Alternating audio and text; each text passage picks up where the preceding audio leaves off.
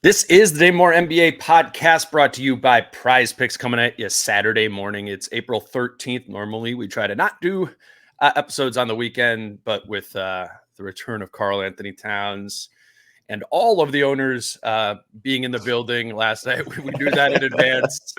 I texted Kyle. I was like, we should probably do a Saturday morning pod. So, we're going to sneak one in here. And, I have Kyle Theige. What's up, Kyle? 8 a.m. in Portland. It's good. It's good. Happy Saturday. Yesterday was National Grilled Cheese Day. If everyone still wants to celebrate belatedly, but fun game last night. I was thinking, again, this is one of those benefits, the rare benefits of not being at the game. You're at it last night. You're in it. I was at home and I was really just following that, watching another game on my phone, and then just kind of perusing. Twitter's not as good as it used to be without turning into a rant, but I mean, old school sports Twitter on a night. Last night was awesome because chaos was ensuing throughout the NBA. I mean, the Eastern Conference had some weird games, like the Knicks were down to the Nets, the Nuggets are up big, and then they start to collapse, and everyone's reacting in real time, and no one knew what the fuck they were talking about. And it was awesome. It was just like everyone was purely excited, but none of us knew. We're like, oh, the Wolves have the 1 seed. Michael Grady was like apologizing for saying Wolves back at 1. No one knew what was going on. I'll be honest, I still don't know what's going on, but that's why I'm on the pod, is to listen to you hopefully explain it and also talk about a really fun basketball game, even though it got a little dicey there in the third. Yeah. I think a handful of different things we can run through, some scenarios. I made a little like flow charty type thing we can do. And it'll also all be figured out in 24 hours, and it's okay. I did want to mention before we really get started that we are doing whoa, that's a little loud. The live show at Falling Knife Brewing Company on this coming Friday, April 19th. Me, Kyle, Britt Robson, at Falling Knife. We've done a handful of live shows there before. We're excited about doing this one. It should be the day or 2 days before the Wolves' first playoff game at Target Center. So it's the idea of getting people together. It'll be a Friday night. Kyle's coming to town. We're really looking forward to it. And we also just kind of want to show you Falling Knife for games to go to when the actual playoffs are happening. Obviously, you've all been hearing me probably talk about Falling Knife too much over the course of the season, but you might not have been there, and you might be curious to see what it looks like. And we want you to all come and just hang out, do that, and see if it's a place that you want to be for the playoffs. And I'm sure it would be. So it's Falling Knife Brewing Company. Get there at 6 p.m. On Friday. Kind of get a spot. We'll do like a happy hour type thing. Kyle and I and Brett will be walking around, and then we'll get going at 7:00. I think there'll be a play-in game later that night that maybe will be the Wolves' opponent. Again, a lot of what's going on to be determined, but just wanted to make sure I hit that right off the top. That is coming up on Friday. We are going to talk about some of the ownership stuff that has come out since that. We'll do that at the end though. Like we need, or maybe the middle. We'll do that segment 2 after the first break. I always say I want to keep basketball the main thing on this podcast. I don't say that to detract from the importance of the ownership stuff. But last night was a big day from a basketball standpoint in getting back Karl-Anthony Towns. Obviously, it's the 81st game of the season. It's a big game and mattering for the standings and all of those sort of things. So I want to start by talking about Cat, and I weirdly want to do that, Kyle, by talking about Rudy Gobert. He won that game last night. Finch has kind of dropped this line a couple times over the past few weeks, but it was kind of on road games in the past where he said that Rudy Gobert, you don't win because of Rudy Gobert, you don't lose because of Rudy Gobert. And he said it on the road a couple times, but it was like back home in front of like local media, and I think that caught on a little bit. But I thought Rudy Gobert was the reason they did lose and the reason they won last night. It was 25 points, 10 of 10 shooting. I think he had 19 rebounds. He was massive in that game. And what my head goes to is that's the best offensive game that Rudy has played, maybe all season, but certainly over the past, couple months. And Karl was back. And while Karl did not play well offensively himself or shoot well offensively, I went back this morning and looked at the Rudy clips, and all of the Rudy clips that obviously all led to buckets or free throws. He didn't miss a shot. When Cat was on the floor, he was spaced. When the Rudy buckets happened, the good Rudy things happened. Now, there are times during the game where Karl was not spaced and things got a little sticky. That was oftentimes when, turnovers happened by him or Ant or whatever. But I do believe that a big part of the reason that Rudy Gobert had the game that he had was because Karl was back on the floor, and that gravity, even if used imperfectly, does make a big difference. What stood out to you about Rudy's play? We've done this a little bit all season, and it's okay to say this, but like Anthony Edwards is the face of this thing.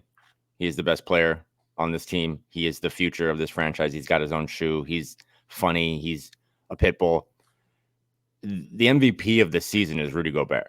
It's not even close to me because of what he's brought in on the defensive end and what he's also brought in on nights like last night, which is not the first time they have played a lesser opponent. Yes, the Hawks are in the play-in, but still a lesser opponent in general. I mean, they're 10th in the East. That's like being 32nd in the West. But he brings it every single night. He is, for the maturity that he did not show last season. I mean, we are a couple days removed from the 1-year anniversary of him punching Kyle.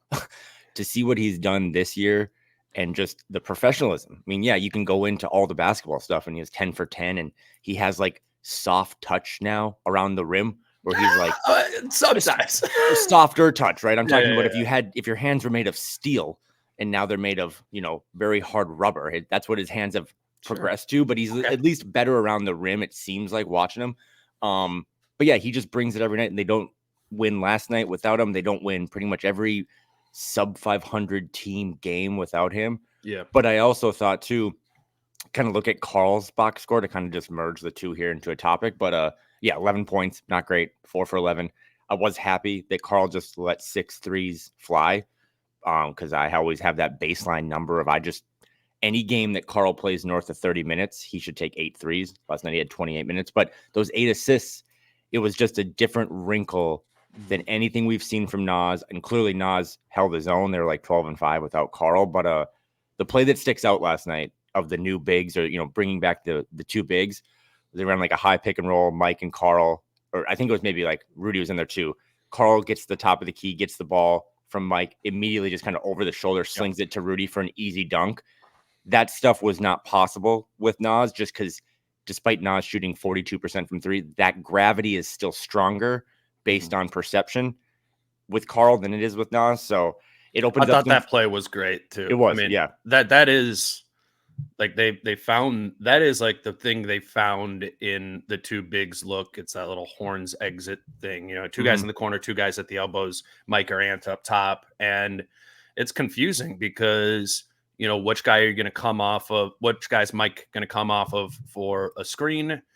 Because you need to be thinking about 2 very different recourses from that, the pop for Cat, the dive for Rudy. And when that play works, you're like, damn, right? It's like one of those, I don't know, like playing a video game where you like nail the XYZ like perfectly. And it's like that. You can't actually stop that when it's executed perfectly. Now, they didn't execute everything perfectly the whole time, but I think most people know what we're talking about there. And I just think they're comfortable with it. And I think that's the bigger thing, just to kind of close the loop on Rudy, like the comfort and the trust of teammates is allowing him to, and we talk about this a lot, right? Like needing to watch Rudy all the time to understand, how good he is. And so like, I have this like in my mind that Rudy's playing the best basketball of his career, but I wasn't watching Rudy with any sort of real attentiveness in Utah. So I was like, I don't know, like, is it his best, or did he do this before? Was he even better when he was 26 or whatever? And I don't know, maybe he was, but I asked Rudy, after the game, if this is the best basketball of his career, and I want to make sure to play that clip. I think you're playing the best basketball of your career right now. I think so. I think when you combine everything, every aspect, mentally, physically, and in terms of where I am, in terms of my skill set and my experience, yeah, I definitely think so. But for me at this point, it's all about playoffs. That's what it's about, winning. That's what I'm here for, and that's why I put all this work. I'm trying to get that championship. I thought that was a cool answer. I didn't expect him to do that. I think I've asked him that before. Maybe like earlier in the season, he was like, like it's been like this before in Utah, but I think he really has leveled up and feels a leveling up again, kind of as the season has progressed, and fitting timing at least. And that was one of, if not his best games as a Timberwolf, and certainly this season.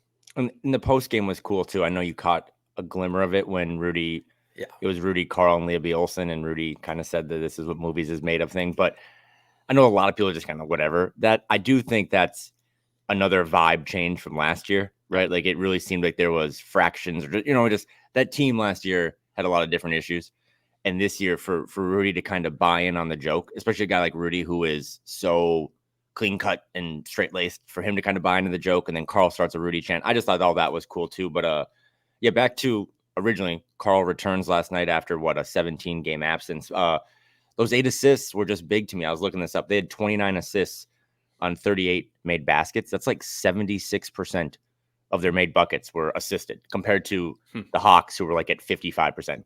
I like to look at those numbers just because, to me, assists, or that kind of shows that you're getting into more of a Finchian type offense rather than just a lot of heavy ISO. So I thought it opened up some things last night. Karl still had a couple times that I can remember where he got a 3. I know he took 6, but he had an opportunity to take another one, pump faked and drove. I hate that stuff. Kyle Anderson does it too. It's like the offense is getting these shots for a reason. You should just kind of let it fly. So they're going to have to iron out some of that, maybe on Sunday against the Suns or just in a week of practice. But to your point, and to the larger point that we talked about for 3-4 weeks, integrating Karl in last night for 48 minutes looked a little less sticky, a little less congested than I think we all thought. And it's worth mentioning, when you talk about Karl and you talk about Rudy, Naz was still able to come off the bench and give you 19 points. So it's not like Naz's role, he played 28 minutes, the same as Karl. It's not like his role is reduced. It's not like his impact was reduced. And to have a 3-headed monster like that, that is the strength of this team. And you put Anthony Edwards on top, and that's how they've gotten to 56 wins. I think I would push back a little bit, or at least going off of what my perception. I said this to Jace. Like, I thought Karl would be really maybe a little bit more intentional than he was about playing a style that kind of meshed with how they played in the 5 weeks he'd been out. I was actually kind of surprised how much Karl seemed to play the same as he did before, which again is not a bad thing. Like, how Karl was playing before was not like toxic. It's just, we learned in the time that he was out, through ball movement, through playing that style, Finchian, as you put it. That's where the ceiling is found in this team offensively. And I do not think that happened last night at all. I do think it could have happened had Cat been hitting his threes. I think that kind of like maybe gets it going a little bit more.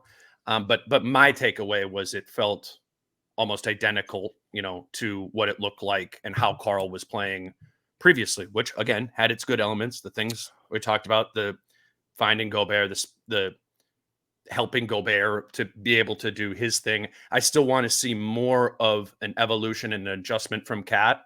I don't think it's fair for me to say it's never going to happen because it didn't happen in the first game. I even think it might have happened last night had Cat not missed his first 5 or 6 threes or whatever, to kind of get into the rhythm of playing in that style of play that asks him to be more of a spacer and a willing shooter, as Naz was, kind of to your point. No, I love when you push back because you see it better than I do. I'm just curious, what would have been one thing this morning that you would have woken up and been like what would have been something that I could point to last night that would have supported your point? Like just him getting off the ball, because I'll have to watch the game again, but I can think of a couple, post ups 20 feet from the basket that I didn't love. But I also can think of 2 post ups that Naz had from 20 feet out. That, like, sure. I mean, I'm against all post ups at this point, but they both seem to have a couple post ups. It's like, this isn't good offense. Oh yeah. We don't want that for either of them. Okay, I agree with that. I think it wasn't as quick and decisive as Nas. Okay. Yeah. Just That's like fair. in general. There was one sticky possession right away early in the first quarter. Like I would have just liked an intention to do a little bit less of that, but that I'm not ripping on Cat. I'm just like that's going to probably take some time to unravel and put in place. But I also can't say here.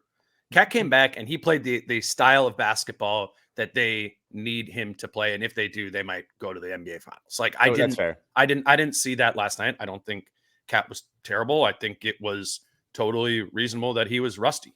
But it wasn't like he came back and I was like, okay, like here it comes. And we talked about that assist to Rudy, right? Was kind of a highlight of the night. But his biggest play of the game was him posted up in the corner, hitting his only 3 of the night. Like that 3 kind of won the game for them. So that's also something we've talked about, right? For sure. But no, back to your point. I mean, again, I'm not really pushing back against your pushback. I think more importantly, the thing I would take away from the night is after the last game or after the Nuggets game, or sometime you would talk to Finch pre or post game and he talked about integrating Karl. Last night, Karl comes back.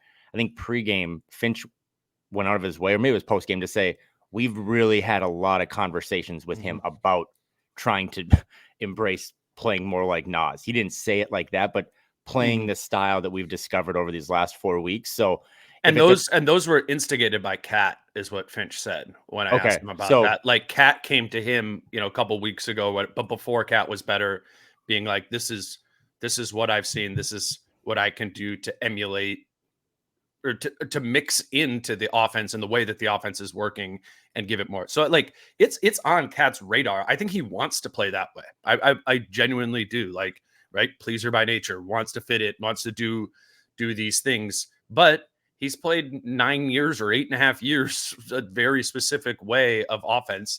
And so to that end, I'm not surprised that in his first game back after missing 5 weeks, he, kind of gravitates back to some of his old habits, particularly when he wasn't hitting the threes to start the game. Like that's what you would do if it's, I'm not getting this here. I need to go get something. Okay, this is how I know how to go get something. And that's okay. There is a time and a place. We do want some pump and go drives. We do want the occasional duck in and post up and whatever, like some of those things from Cat, because he's so talented as an offensive player that those work, even if they don't perfectly fit into the Finch style of play. Before we go to a break, because I didn't think of that when you said, I was just so amped about the conversations taking place, right? But I didn't know necessarily who initiated them. And if it was a lot of Karl, this is more pie in the sky, just asking you're in the locker room every day, you're so close to the team. Do you think, again, last night he was just excited, we're doing the sequel thing and the movie stuff, but do you think more than ever he might have taken these last 4 or 5 weeks, and this is very optimistic, and been like, at some point though, I do have to embrace this new role, this change, or play more like Nas, because if I don't, this might be my last stand? I don't know. I mean, I don't know. No, I don't think so. I think he wants to play this way because I think he gets that it can lead him to have playoff success and the team have playoff success. I think about, like, I always say the ideal Cat arc looks like Anthony Davis, with the Lakers there. And it's kind of like had to move into the 2 spot in the pecking order so as to be able to be on, a great team and do that. And then come the bubble, Anthony Davis was right, like the best player on that team and the way that he played.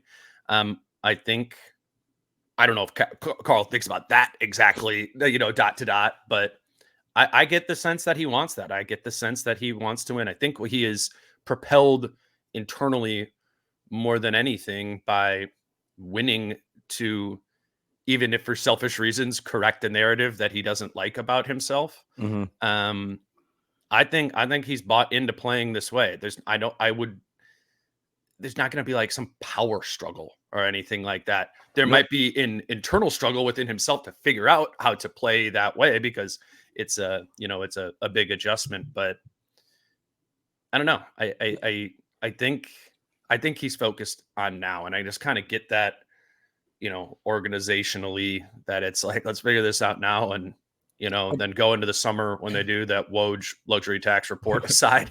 But like, I think that's, No. you asked me the vibe I get. That's the Yeah. vibe I get from talking to people. I'm being too optimistic, and I'm being a little too, can't really actually pin anything tangible to it. I just, for some reason, I got caught up with a October Ringer podcast. I said this yesterday on Flagrant House, but where there was Ant was coming off Team USA, and it was like, I don't know, man. I don't know if Karl is going to be comfortable seeding the power that you just admitted he has no problem seeding, and that happened seamlessly. And this became Ant as CEO of the team, not owner. We can't figure that out, but he became the CEO of this whole thing, and Karl slid into number 2, kind of like a year ago, 2 years ago, whatever.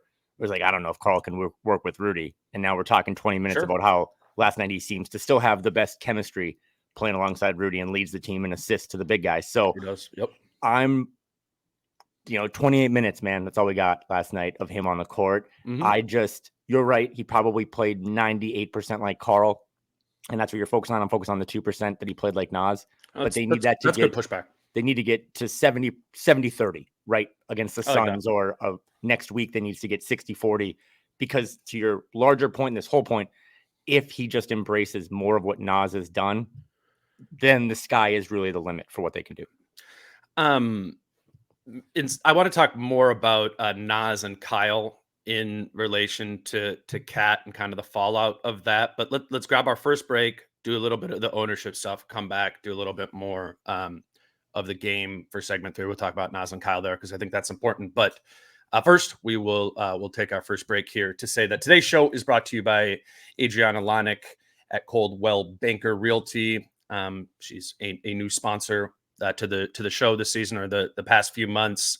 A realtor, again, with Coldwell Banker. And when Adriana and I first met to discuss this partnership, it made a lot of sense to me that a lot of people out there, maybe not all of you who are listening, but a lot of you, Kyle, I know you're in this this stage, right, where you're thinking about, congratulations, you just purchased your home. But that, right, like, you've been there. There's that step of like, okay, we know we want to do this. We want to buy or sell our first home or a second home and make that happen. And you need help in that process. And while there are a lot of realtors out there that you can work with, I have read reviews and testimonies from a lot of people who have worked with Adriana and just kind of swear by her. And that really stood out to me. And then also just kind of being part of this greater Wolves family, as we call it, and being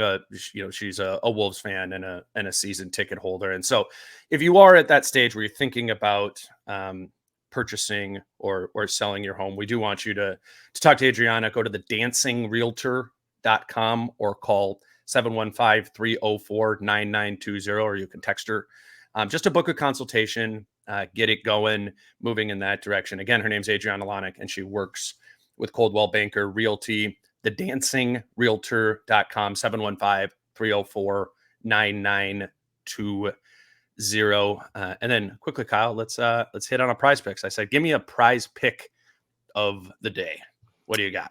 Well, I just want to say quick to the last thing.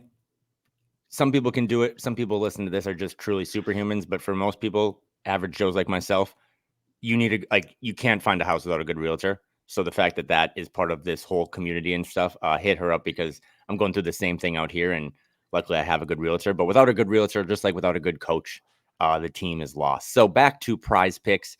We are on Masters weekend. The course is eating everybody up.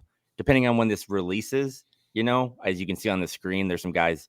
Our friend Tiger Woods is teeing off at 11:45 this morning. But more than anything, Dane, just like Prize Picks has all these different sports now and all these different ways to do, like as we always say, daily fantasy, not sports book type things. But Tiger Woods looked just he's limping out there. So if you can get to this Tiger Woods over 73 strokes, I just don't really see him having a great round today. And then Max Homa, my pick to win it, under 72 strokes. Max Homa is like such a cool guy to cheer for. So you can do birdies or better. You can do strokes. You can do. There's no basketball games today, but I'm sure there'll be a wide NBA slate on Sunday as well. So and then Sunday for Masters too. Yeah, right? Sunday for Masters too. Yep. So the sports don't stop. They even have like games and I don't know, UFC. I think 300 is maybe tonight or coming up. So a lot of different ways to get involved. And if you are going to try it, use Dane's promo code. And then, like I always say, bet responsibly, but also easy to get your money out. And that's a big thing. Yep, prizepicks.com, the Prize Picks app, and you can use the promo code Dane, and it is a $100 sign-up bonus to play daily fantasy. All right, Kyle, I do want to talk about ownership again, and hopefully this will be something we could, again, shelve for at least a few weeks again, hopefully after today. But the reason I want to hit on it is not just because Mark Lore and Alex Rodriguez were in the building last night, but also because of the report that John Krasinski released on Friday, a few hours before the game. I think there's some relevant notes to all of that. They were there last night, and it was peaceful. There wasn't, a sell the team chant or a booing or a get out of here, whatever. It was normal. They did have access to that ownership room. That was like a whole big thing. So there's been it's not all sunflowers and gumdrops in Wolves ownership world, but where there's kind of like, all right, let's move forward here accordingly. But I think the main thing is the more technical stuff in the reporting. And one, I just want to say that Wolves fans are extremely fortunate to have John Krasinski on the beat. This is an extremely difficult thing to cover and to get to the bottom of. And I think we're still looking for the bottom of that. But I know John is. I know you and I have been as well, trying to work on this to honestly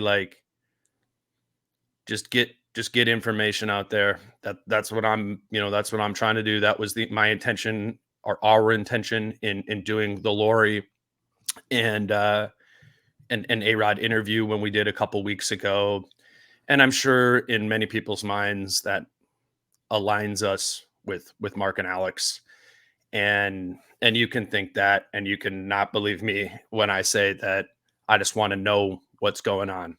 And that's what instigated the entire pod with Mark and Alex, was me just reaching out to them back then, not necessarily to do the pod. I just reached out to them and hey, I think we need information here. I've used this analogy with you, Kyle. The way I've thought about it is we have three different sheets of paper here: the Glenn Taylor sheet of paper, the Mark Lore and Alex Rodriguez sheet of paper, and the NBA sheet of paper. And to get facts out of this, you need information that aligns on multiple sheets of that paper, and they need to be stapled together. And there hasn't been a lot of that. There's been a whole lot of bullet points on the Glenn Taylor sheet of paper that he got on the radio and said, or told Woj or whatever, that haven't aligned with what Mark and Alex have told us or told other reporters. And then there was a couple of bullet points from Adam Silver and the NBA that came out of the Board of Governors meeting on Wednesday. We're still looking for things to staple together, but I think the biggest thing from that John report is that the Athletic reviewed signed financial documents for over $600 million that showed a proof of funds. Now, did those funds go to Glenn Taylor? No, they did not. But there is a proof of funds. The number I've heard is $620 million to complete that payment that the NBA signed off on, all of those sort of things.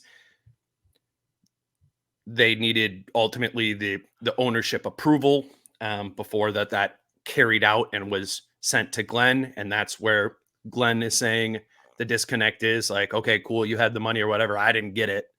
And the other side is, we have this money that we have shown to the NBA, got approval. Again, that's what the report says. Then we're waiting for the sale, the thumbs up from the boards of governors and the NBA to be able to send that. That did not happen because Glenn pushed back on the idea that the whole contract had been taken care of the whole time, which triggered the arbitration and mediation to kick in. I feel like I'm just blobbing a lot of words out here right now, but this is what's going on. This is the tech. It's a legal situation. The main area in which I think the narrative has gotten out of control is in the idea that these owners have no money. Bingo. That part is not true. Or has been wildly exaggerated. And I think this is what the report, again, if you don't want to take it from me, it is reported by The Athletic, who is owned by the New York Times. That is go ahead, read that. That is what that stated, is that the money was in place, is in place. You can be scared of the luxury tax report.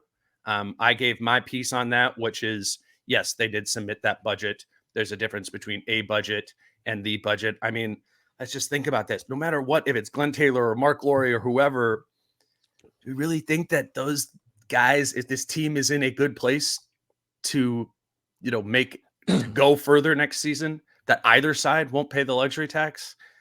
I don't get that. I mean, can't we kind of just put that together, that no matter who it is, this team is going to pay the luxury tax? Maybe they're not going to pay hundreds of millions of dollars of luxury tax, but the idea that either owner, or in the ESPN report, the idea that Lauren Rodriguez wouldn't pay the luxury tax, that doesn't check out.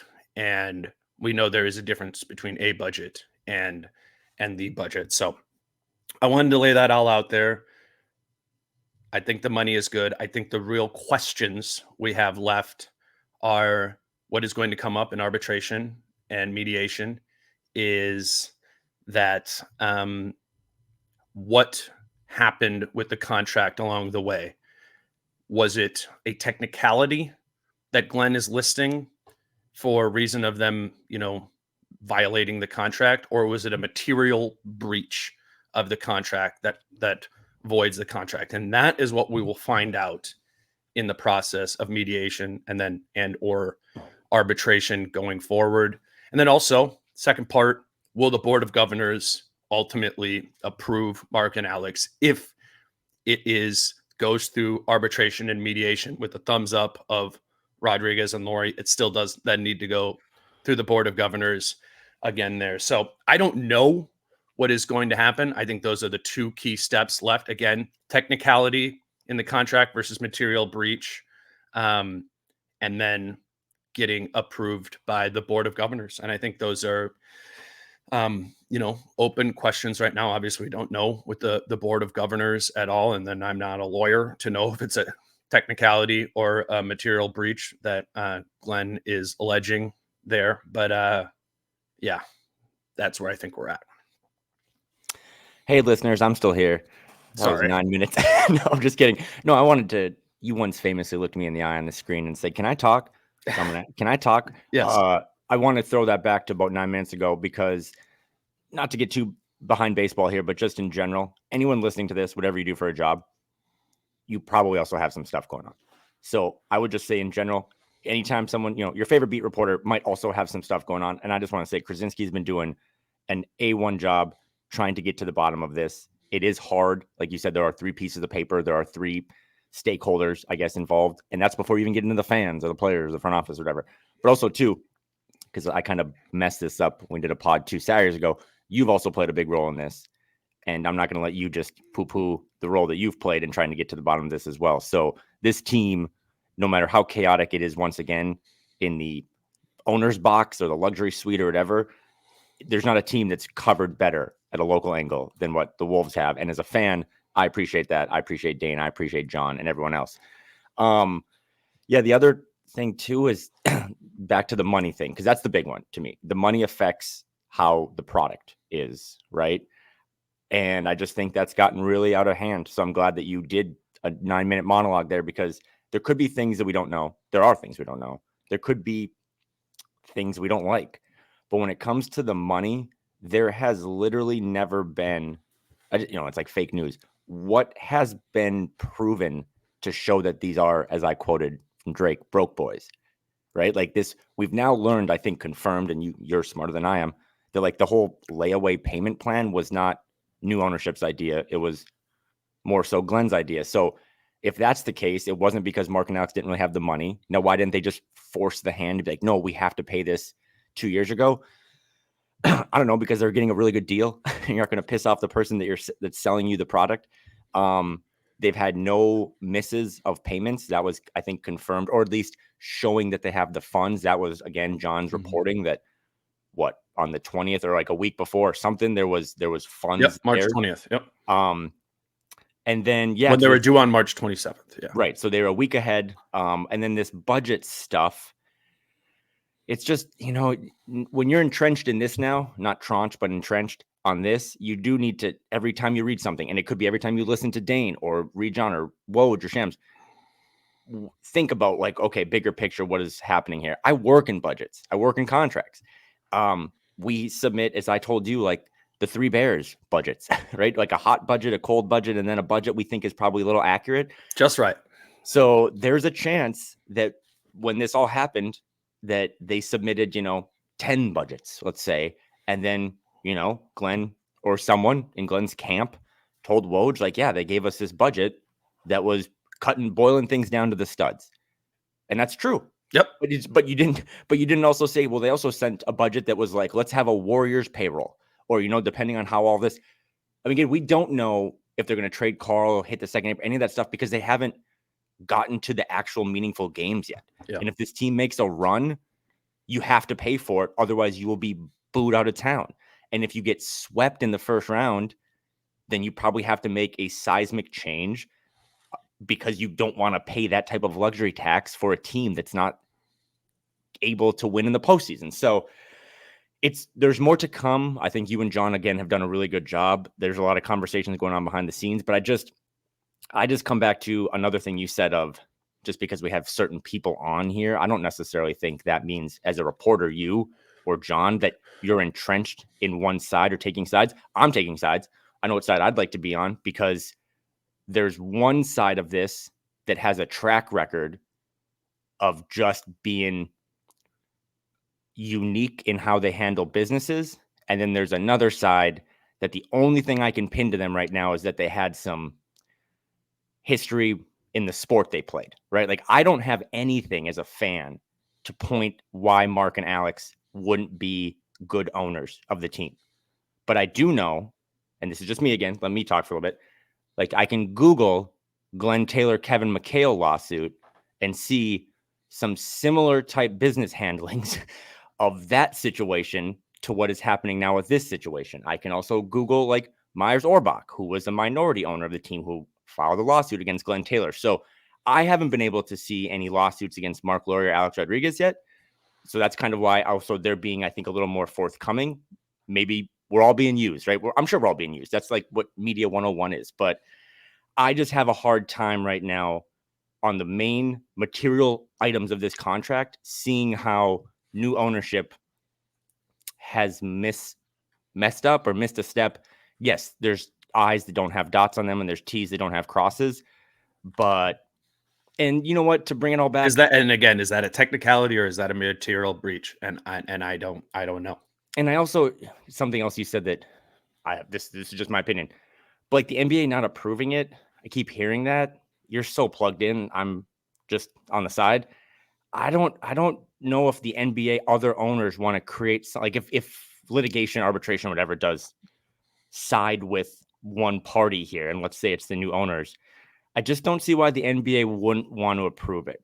And I'm sure people can give me good reasons, but man, that opens up a can of worms. And I always think about football with like Jerry Jones stuff. Like, the last thing you want to do is create some sort of principle or something that when the next owner tries to sell, they're worried that, these owners are some of the most powerful people in the country. Like, you would think that they want, if I find a business dealing that I like, you're all going to approve it because we're in this brotherhood together. Mm-hmm. That's just me. But I'm not as concerned about the NBA if this goes through arbitration and someone higher up says this is what should happen because this is the material contract and ironclad, that these other owners would want to open up a scenario where their potential sale down the road could get litigated or in the courts. For sure. No, I think that's a good point. I think I don't know, other side of that coin is Glenn is boys with all those guys and has been, president of the board of governors for a long time. They're more in Glenn's age bubble, I think the instinct, or I think I could say the instinct out of this from the owners and who make up the board of governors was to align with Glenn, right? And given just their history playing with him, or not playing with him, working with him for this whole time, and they need information too, right, as to what the contract was and all of that stuff to play out. There is going to be a contingency of owners that are going to need to be convinced to not roll with their guy who has been their guy forever. And then again, just like to everyone, what just needs to happen, regardless of how many missiles are shot across at each other over the course of the next few months, is this mediation and then arbitration thing just needs to play out so that there is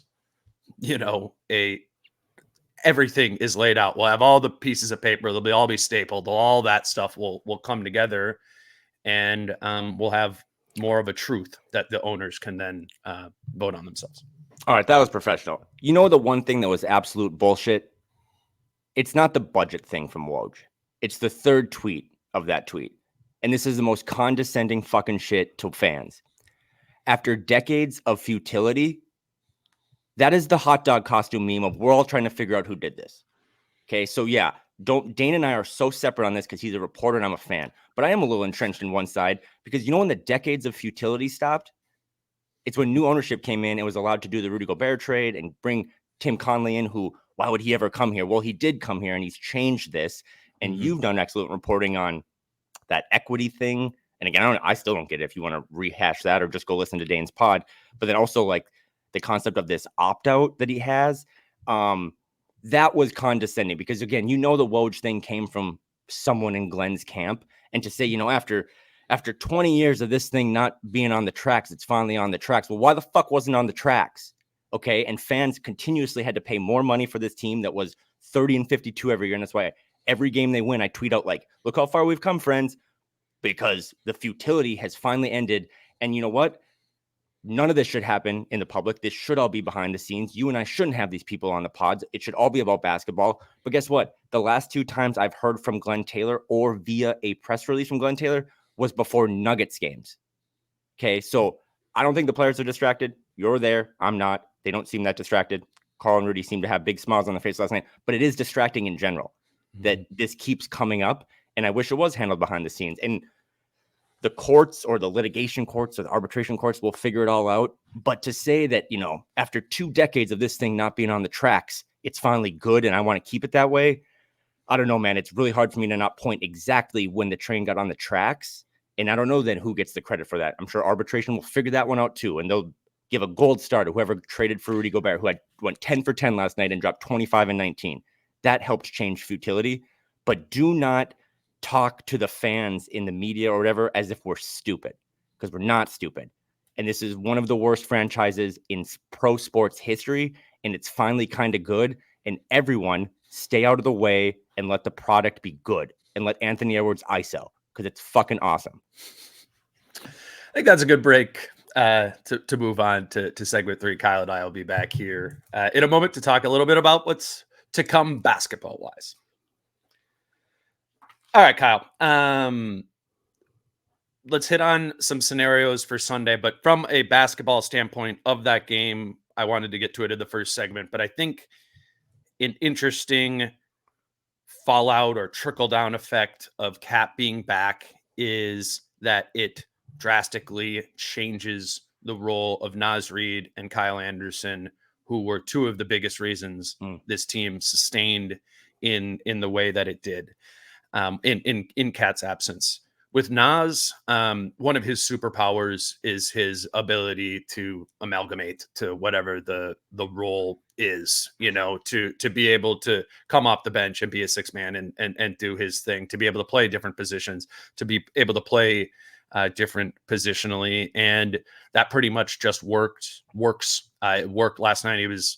I don't know what he finished with. I know he led the team in scoring at halftime, basically was keeping the team afloat offensively and him and Rudy, when Cat and Ant were both having terrible offensive games. The Nas part, not worried about that. The Kyle part, I am worried about. We talked about this ad nauseum this season, and Kyle has copped to it. He's not as good at the three. It's often been problematic when he's at the three.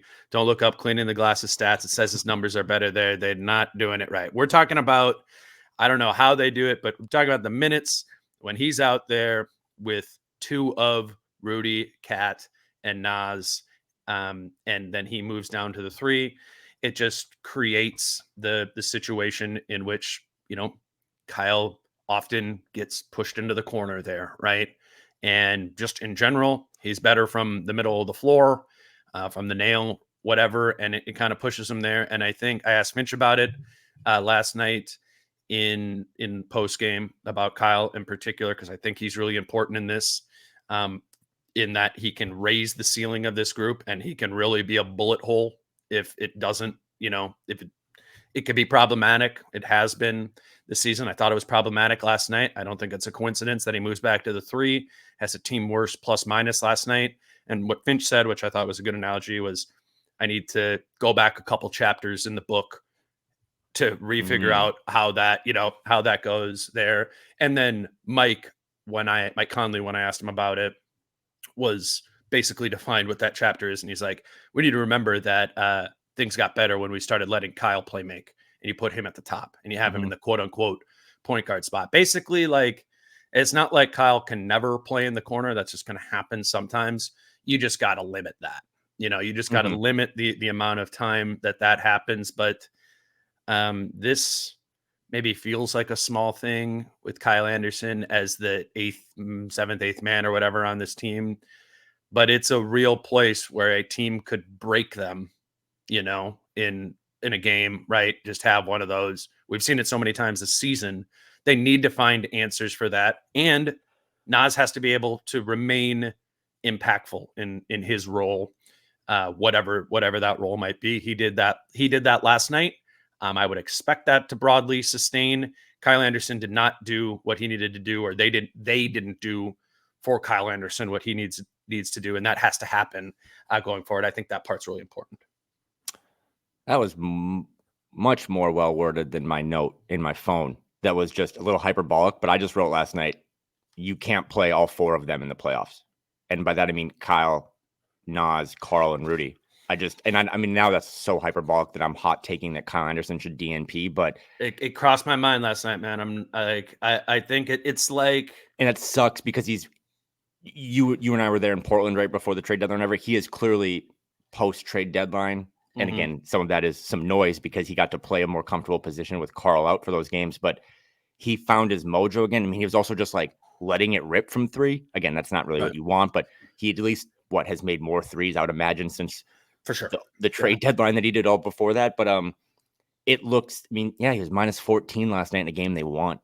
I know that's not the be all end all, but he just doesn't have that same confidence. He doesn't have, I love the term that you coined with Britt the other day, that he's like a nail point guard. That's, the best spot to use him. I think he's a good zone buster. Sure. You kind of put him on the nail, and teams will throw zone at them, and not to get into the playoff matchups, but I thought I heard that the Suns play like the 10th most zone or whatever. So that could be a weapon, but I don't know when playoff rotations, we're still haven't even talked about the elephant in the room, and maybe we will this week, that like there's no way they're going to play 10 guys in the playoffs. Yeah. And I don't think Monte Morris only played in the first half. I have that written down too, that he's probably guaranteed. I am speaking here, that he's like a guaranteed to DNP. I think Jordan McLaughlin has just hopped him on the totem pole for now because he's playing better basketball. But they played 10 last night in a close game. They're not going to do that. So then that goes to 9. And Dane, I don't think they're going to play 9. And if it, and maybe I think in it'll certain be spots. like 8.5 for sure. Like, I think that, like, I think it might be some of like what happened with Monte last night. Not with him in particular, but maybe you go to 9 in the first half, Okay. right? And then does that make sense? And Yeah, then but maybe in the second half you take one of them out. Like, to your go ahead. 8.5 analogy, though, let's say that obviously with the Bullet, Nas, and Nikhil are 7. Mhm. The 1.5, the 1.5 might be 1 Jordan McLaughlin and half Yeah. Kyle Anderson. Yeah. And that's going to be interesting because all season you've heard a lot of times when this thing kind of falls off the tracks for a second or whatever, halftime speeches, whatever, that Kyle is one of the biggest veteran presences on this team. For sure. And I wonder how that plays into It has not to factor playing. I think about it like this. All right, two years ago in the playoffs, Steven Adams to the bench, like halfway through game 1, and we'll see you in round 2, Steven. Like that just happens sometimes. I think if the Wolves play the Pelicans, I think we will see very little of Jonas Valanciunas in that series. He will only be able to play in minutes that Gobert is on the floor. I don't think they will. Even if they try to play Valanciunas in the minutes when it's Cat and Nas in the front court, I think they will break that quickly, and he will, boom, be out of the rotation or very limited in the rotation. And while we don't think of Kyle Anderson as a center, it's kind of like that to me, where that's what I was thinking of last night. I think just because we know Finch's track record of how he feels about Kyle Anderson, Yeah, like he is going to really, really try to make that happen. But this happens in the playoffs every year with good teams, is they're important players, depending on what team they're playing in matchup, oftentimes don't play. And Steven Adams to that Grizzlies team was as valuable, if not more valuable, than Kyle Anderson was to this team in those teams' regular seasons, right? Valanciunas probably even more so, like they're important role players, but sometimes a series pushes you in a direction that it makes sense to not do it. Last night was the first time I really thought about it. I was like, yeah, maybe in some series, in some matchup, there isn't Kyle. But then again, I go to Finch, always wants to play him, so maybe not. But I agree with what you said. Can you? I think we've proven, right, that you can play Nas, Karl, and Rudy together because Nas is kind of see it, man. From a wing. And again, yeah, let's see it. And this is all playoff matchup dependent. There could be some teams that go really small against Minnesota, but can you? You don't have that in front of you, but can you do Nas, Kyle, and Karl instance? Like, do you just hypothetically think that would work a little bit because that slides Karl to 5 and Kyle to 4, but. Because I'm just trying to find ways to get Kyle on the court because, again, I'm hyperbolic, but I mean, better than the Rudy one. Yeah. I think you got to change the pairings or something, but Ant gets a lot of credit for post-Karl injury keeping this boat afloat, right? He goes down before the Indiana game, 6-game road trip. A lot of people, talking heads, were like, this thing, they're going to crater. They're going to fall. And that makes sense. That's a good take. But they didn't. And a lot of that was because of Ant, but I think a lot of it was also because of Kyle. He just stepped up his play. He did. But he can't, unfortunately for him, even if you're a big Kyle fan, not the politics, but the totem pole here is once Karl's back, he's just above him. And Karl's going to play. They're not going to, the Steven Adams thing, the Valanciunas thing, they're not going to do that with Karl, right? Before they at least do it with Kyle. So that might be one of the biggest things we have to look at either on Sunday or as we prepare for a playoff series. But I'm glad you mentioned the Monty Morris one too, because Jordan McLaughlin is just playing. He's not as big. He's not as experienced. He's just playing better basketball than Monty Morris. And I would not be shocked if he is your 0.5 in the 8.5 guy rotation and Monty Morris just doesn't play, which is so minor. But Monty Morris gave him good minutes the last couple of weeks. And he might be in again, I think it's just matchup dependent. And I haven't even thought enough about like, okay, if Phoenix, then Morris, if New Orleans, then J-Mac. Like I don't know. I would need to think about that more. And I'm sure Finch and the whole front office and coaching staff and all that are thinking about these things, because you don't want to, the goal as a coaching staff or, the scouts and people who are strategizing this is like, you want to remove all like mines in the ground, right? Like something to step on. And there's going to always be a couple of them, even the team that wins the championship, someone's going to do something to them at some point. You're like, oh, that was problematic. Like Remember that like 8 minutes where Rui Hachimura guarded Nikola Jokic in the conference finals? We're like, He got we paid. got it. Yeah. Jokic is done. Nah, that Jokic didn't, stopper. but it worked for a little bit, and then you kind of course correct, whatever. And the Wolves are going to, have to do that. And yeah, guys like Kyle, Monte, and J-Mac are all, they're the ones, right? They're the ones that might create those landmines out there. And that's on Finch to navigate. And I think he will. We're painting a grim picture, though. I am, at least. No, it's just digging into it. Like, that's what the playoffs is, man. Right? But wouldn't you rather have these options? Right. For like sure. If I'm matters. Yeah. Frank Vogel, and it's like, well, and God, I love him as a person, but like, I guess I got to go to Josh Okogie or like Bol. Like, I mean, the Wolves have so many just higher impact options and levers to pull. But it goes back to, as Jim Pete has always told me that he thinks Finch is the best coach in franchise history. Finch is going to have to live up to that come playoff time because, look at the 5 guys off the bench last night with Kyle, Nas, Monty, McLaughlin, and Na, who had a bad game last night, but still finds ways to be impactful. They have a lot of levers, and that's just in and of itself a really good. If you're doing a 2-column thing come postseason, like who has a better offense, who has a better defense, who has a better bench, Minnesota is going to check that box over everyone else in the West, for sure. And that is a weapon. So when we focus on starting 5s or what all this stuff, big guys, guards, the Wolves will enter any matchup throughout any round, I think, in the league with the best bench, but it's going to be on Finch and the coaching staff to make sure those levers work, because last night, Kyle, Monty combined for like 22 minutes, 0 points. The points don't really matter, but it's just the impact. There was no impact. And if anything, they kind of, slowed the train down rather than let it cook up. Let's do scenarios for Sunday quickly. Yeah. I know, right? There was, oh my gosh, there was legitimate arguments going on in the media room last night. Like, no, if it's a 3-way tie. And I was like, you guys, we're going to figure this out. I promise. We'll figure it out. Valley made a mistake, whatever. I said I haven't seen a 3-way tie that's confusing since Glenn tried to sell the team to Mark and Alex.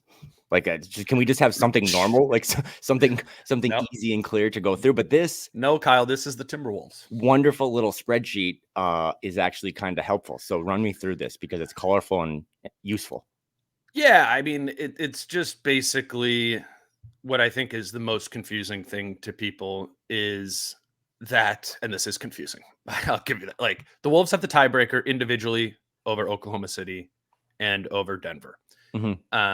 However, and that's because you go to division record, conference record. That's just how that works. Individually, if it lines up on the last day and they are tied with those teams, either of those teams, the Wolves will get the spot over them.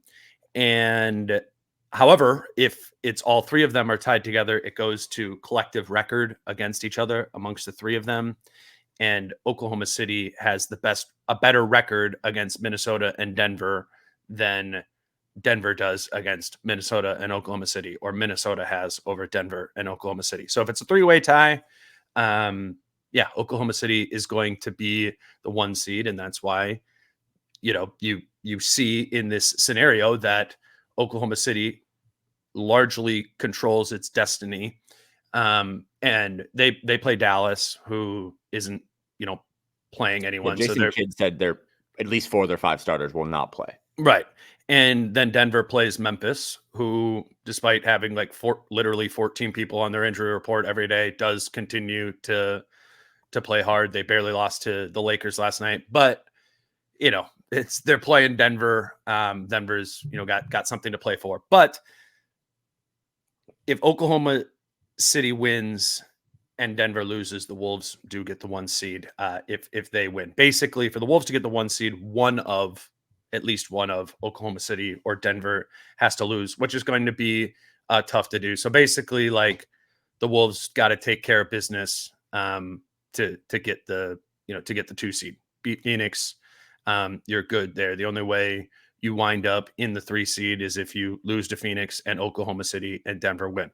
We should probably assume that Oklahoma City and Denver are going to win. So think about it. If you're the Wolves, as if we win, we're the 2. And if we lose, we're the 3 there. And then, hope for a Devontae Graham, San Antonio Spurs miracle, and somehow Dallas or, or Memphis ends up having a big upset. But I think that's where it's kind of looking like. But we should say Phoenix has something to play for here. They need to win to have a shot of getting out of the play-in, which is obviously important for them. So I think at the end of the day, which I think is just kind of cool and good, it'll be a real basketball game on Sunday, and against the team that is the biggest black box, I think, to all of us in understanding how and where and the way the Wolves match up with them. They also haven't even played them at home all season, which is kind of crazy that you wouldn't play a Western Conference team at home until game 82. But that's how this weird in-season tournament scheduling this season ended up working out. So we'll see. It'll be Wolves Suns on Sunday, and then they'll play. They could end up playing again in a few days or a week after that in round one, again based on how this all shakes out. How is that? Yeah, that's pretty good. 3 interesting random nuggets, no pun intended. Literally, the Nuggets are on the road on Sunday, whereas Minnesota and OKC are at home. Also, too, I think it's just no one's really said this. I think it's just funny. All 3 of these teams are in the Northwest Division. That's crazy. It just shows you like how hard this division is or how competitive. Hang the banner. And number 3, what makes this more complicated in that graphic you had, or, Jace, I thought Jace Frederick wrote a really good article today that outlines all these as well. So go check that out at the Pioneer Press. But it's one thing to be like, okay, what seed are we going to get? But it's also, you have no idea who's going to finish 6, 7, 8, 9, or 10. So it's not just like, okay, if we win, we're guaranteed, like you said, pretty much guaranteed the 2 seed. Well, that 2 seed could play the Suns or, some playing teams, or if the Pelicans lose to the Lakers, there's a whole other bottom side of that graphic that we got to do. That's like, what if the Pelicans lose to the Lakers and the Pelicans fall to 7? So yeah, it could be a preview of next week's playoffs between Wolves Suns. It could be Wolves Pelicans. I mean, there's so many different iterations of this. And to Adam Silver's credit, this is game 82 is one of the most memorable moments in Wolves history because it was Wolves Nuggets in one game that mattered. All those other games that they didn't matter, go look it up. Almost all the games on Sunday kind of matter. Like, they're a really good, if you want to take a day and just watch golf and tons of what could be competitive basketball, it's going to be fascinating. Lakers, Pelicans, and then this one too. Everyone seems to think the Suns have the Wolves number. I watched Suns Kings last night. They basically looked really bad, the Suns, for 3 quarters, and then out executed the Kings in the 4th and won. So I have no idea who they're going to play. I have no idea how this is going to finish. I have no idea who I'm worried about. But if I had to say, you got to pick right now, you are Tim easy. Connolly, Kyle, and you get I'm to opting out. choose the opting out of this equation. No, Pelicans or Suns. Pelicans or Suns. You get to choose the Wolves opponent. Who are you taking? By the way, I am not like some of the people that cover these other teams where like my entire livelihood is based on if my team's success. I just like when my team is good. That's a shot at some people who cover other teams. But the Suns, it's easy. The Suns. I watched the Pelicans last night too. The Pelicans just still have, in my opinion, youth and strength and size. I mean, when the Pelicans run out their best 5-man defensive lineup, it's very eerily similar sometimes what the Wolves can do. Not with exact player comps, but man, Herb Jones is a badass. And if he's going to be on Ant a lot. So I think the Pelicans have more volatility because they've never really done anything with this group. And the Suns haven't either, but at least Booker's been there. Katie's been there. But I don't see what other people see with the Suns. So I am going to say that my ideal matchup, not cocky, is just I think the Wolves match up really well against Phoenix, in my opinion. I've asked, well, now you and I guess whether it be on the pod or just around everyone else, and everyone else agrees with you.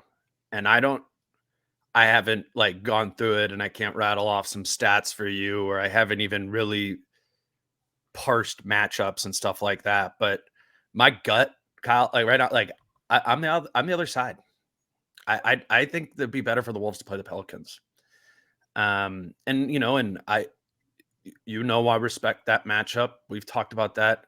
We've been talking about this a long time about, the problems that Pelicans matchup brings. I think the Pelicans are a really good team.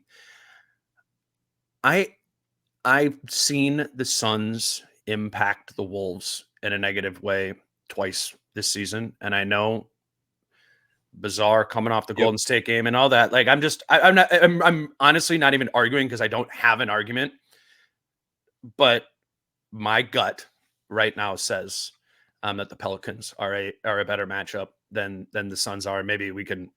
I need some time to parse through that. I feel like I've just been kind of like swimming through ownership to Denver to all this sort of stuff.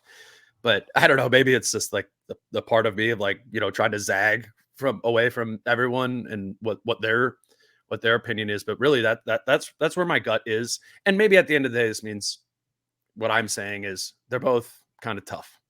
Doesn't mean they're the favorite, right? Like, I still think the Wolves should be favored in either of those matchups. They're just at a level above. Like, kind of the way I'm thinking of it is Pelicans and Suns are here as difficult. Lakers are there, and then the ideal, some sort of miracle where the Wolves get the 1 or 2 and the Kings or the Warriors get up there. Like, that's the dream, right? Mhm. And that's a long shot, and only one game to go. But that's kind of the way, again, without really having like sat down to like whatever study it or anything. That's kind of how I'm thinking about it going into. But you're also like spending a lot of time on Second Spectrum and like cleaning the glass, and I'm just on X, the website.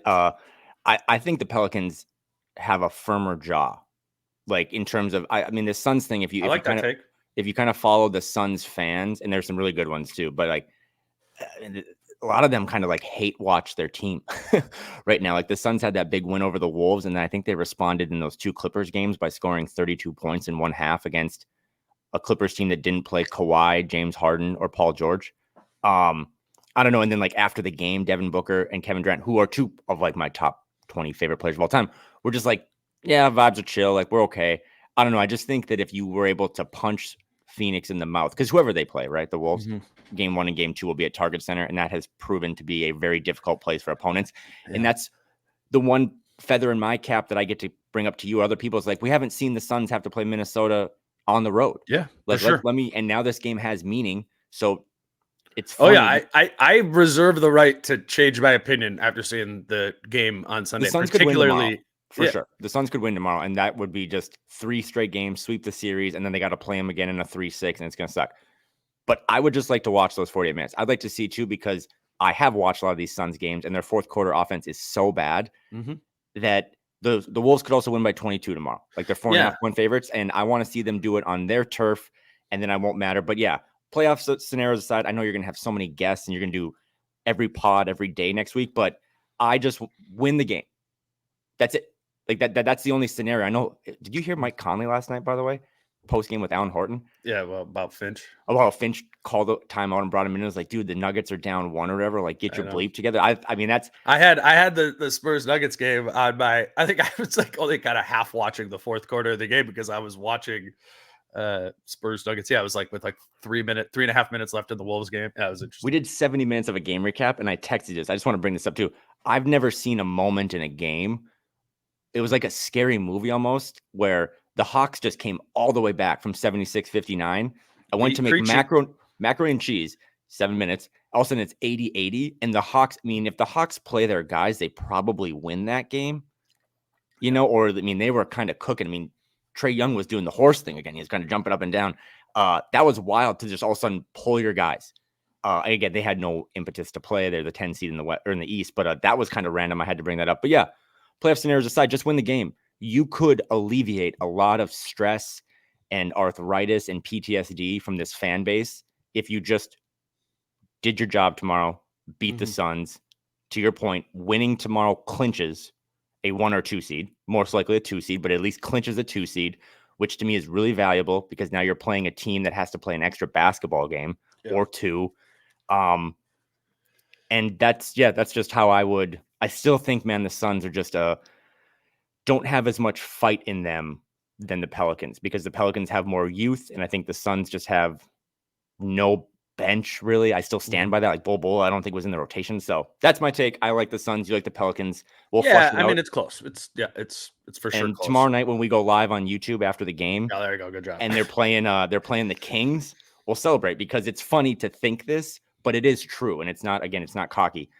The ideal opponent in this whole thing is Sacramento or Golden State. And yes, Golden State has Steph Curry, but the West, man, don't know if you saw this, but 48 wins last year would have got you the 3 seed in the West. I think 48 wins now gets you the 7 seed. Like the West is just chaotic. So there is no good matchup, but the best matchup is a banged up Kings team or a small Golden State team. So yep. We're on the same page there. Yeah, I just wanted to, I don't know, just was like struck me last night talking to everyone that my gut was rather playing the Pelicans, and literally nobody has yet to agree with me there, and I'm just maybe wrong. I don't know. That's just my take on it at this time. Maybe tomorrow we'll have a little bit more tomorrow, stuff to and dig we'll have into. a schedule. It'd be nice to know when they're going to play. Oh, I know. But yeah, I to plug, we're going to go live tomorrow after the game. It is a 7:30 p.m. Central. Okay, so we'll tweet out links and stuff if you're listening to this, but Dane's going to cover the game tomorrow. I'm going to watch the Masters, probably skip the game, and then we'll do a live pod after, and then we'll know, right? We'll know the schedule. We'll know all this. The scenarios will be done. We'll know. We might be piecing that together on the show a little bit, but yes. I'm sure we'll have an ironclad understanding of what's going on with this, and then we will break down who they play. And again, if they're the 2 seed, right? If this does go well and they beat the Suns in the 2 seed, we won't know who they're going to play. But we'll at least have an idea of 7-8, and then we'll break it down all week. But tomorrow is game 82, and we'll say this tomorrow night. But it's been a hell of a ride. It's been therapeutic for me. I know we've had some chaotic outside basketball stuff these last couple of weeks, but it's just this is really sad. But I watched Nick Claxton's post game interview last night, and like I'm just glad I'm not covering the Nets, because after tomorrow, man, no one's gonna listen to our pod if the Wolves are 30-52 when the season ends. So thanks to everyone who supported the advertisers. Thanks to Cam and Coop. One more game of real good basketball, and then it's going to take off to another level. So I'm excited for you. I'm excited for me, and I'm excited for the fans. 7:30 p.m. on YouTube. Kyle and I will do that after the matinee game tomorrow. Come in there. I mean, I think we hit on a lot of the the technical stuff. I'm sure we'll talk about the game tomorrow, but we'll also take a bunch of when it's live on YouTube, you can ask questions and that. And while we're going to be doing a lot of pods, we also want to be talking about the things that you want to talk about. So whether it's the live show on Sunday on YouTube or the live show in person at Falling Knife, we're going to make space to answer questions. Probably not in great detail about the ownership stuff. That's just a little bit muddier water. I mean, you can ask. I don't know. It's all a delicate situation there. But also maybe it's just a good idea that Sunday, like the season's over, let's talk about the team. We can do some basketball stuff, and then on Friday we can answer a bunch of questions about whoever the Wolves are matching up against and what we think about their playoff medal and all of that sort of stuff. We'll get to that here too. We are grateful for the listeners, and we are grateful that you want to ask questions and care what we think. We really appreciate you. And Kyle, appreciate you. Thank you for doing this on a Saturday and tomorrow on a Sunday. He's Kyle Theige. You can follow him on Twitter at Kyle Theige. Listen to him and Phil Mackey over at Flagrant Howls as well. I'm Dane at DaneMooreNBA. Until tomorrow at 7:30 p.m. with Kyle. I'm Dane. Peace out. How I'm feeling, man, I hope it never stop, yeah. Green and hot so you can find me in the crowd, yeah. Don't let standards ever bring you down.